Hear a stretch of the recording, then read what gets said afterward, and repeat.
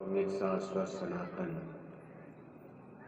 आध्यात्मिक सत्संग संदेश होने जा रहा।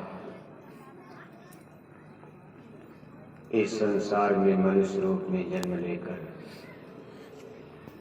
हम आप दो तरह की विद्या और ज्ञान को प्राप्त करते हैं।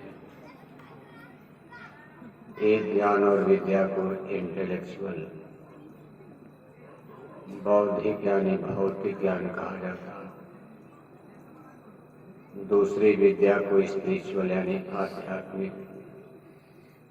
आत्मिक ज्ञान कहा जाता है, रूहानियत का। भौतिक यानी बौद्धिक ज्ञान, इसके लिए ईश्वर ने भगवान ने हमको आपको ब्रेन माइंड दिमाग दिया है। अपने दिमाग के द्वारा, ब्रेन के द्वारा, बुद्धि के द्वारा हम आप इस संसार में अनेक प्रकार के भौतिक तत्वों का ज्ञान बोध प्राप्त करते हैं। इसके लिए जगह जगह यूनिवर्सिटी, कॉलेज खोले गए हैं। इसी तरह से आध्यात्मिक ज्ञान ये आत्मा के द्वारा प्राप्त किया जाता है। इसमें ब्रेन माइंड दिमाग की कोई बड़ी अहमियत नहीं है। जैसे आपका दिमाग बहुत तेज है, आपने अंग्रेजी पढ़ लिया, लेकिन जब आपको अध्यात्म बात सीखना होगा, इसमें अंग्रेजी काम नहीं आएगी। इसलिए दोनों विद्या में बहुत अंतर है।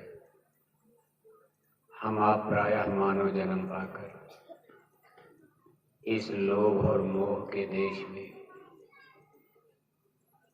भूल भरम अज्ञान जड़ता की सृष्टि में ज्यादातर अपना समय भौतिकवाद में ही देते हैं।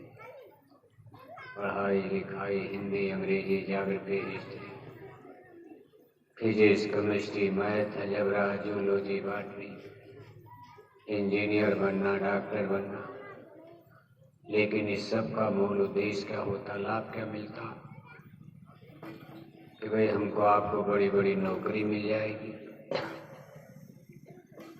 आप अच्छी खासी तनख्वाह पाने लगोगे, लाख रुपया, 2 लाख रुपया महीने में कमाई होगी, और जब ज्यादा पैसा होगा तो आपका घर बढ़िया बनेगा, झोपड़ी की जगह कोठी बन जाएगी, आपके कपड़े बढ़िया होने लगेंगे,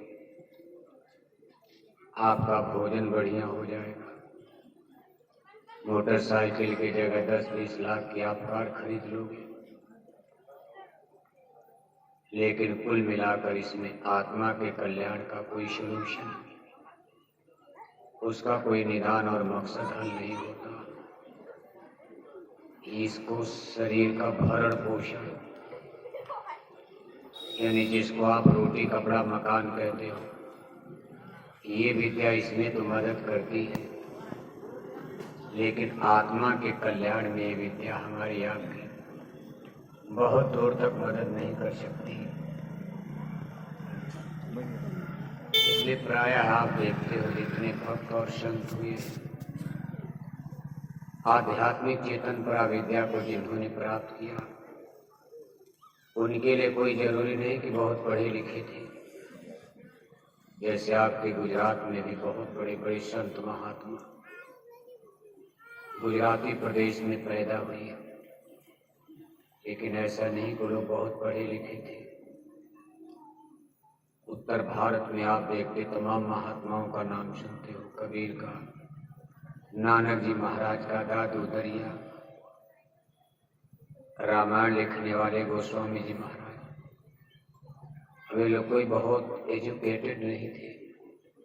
आप महाराष्ट्र में जाओ, संत नामदेव जी महाराज, तुकाराम जी महाराज, समर्थ गुरु रामदास, और ये लोग इंटेलेक्चुअल यानी बहुत ज्ञानी पढ़े लिखे नहीं थे, लेकिन अध्यात्मवाद में इतनी ऊंचाई पर पहुंच गए। आज हजारों सैकड़ों वर्ष बीतने के बाद भी इतिहास इनको भूल नहीं पाता। हम आप इनको भूलते ही नहीं।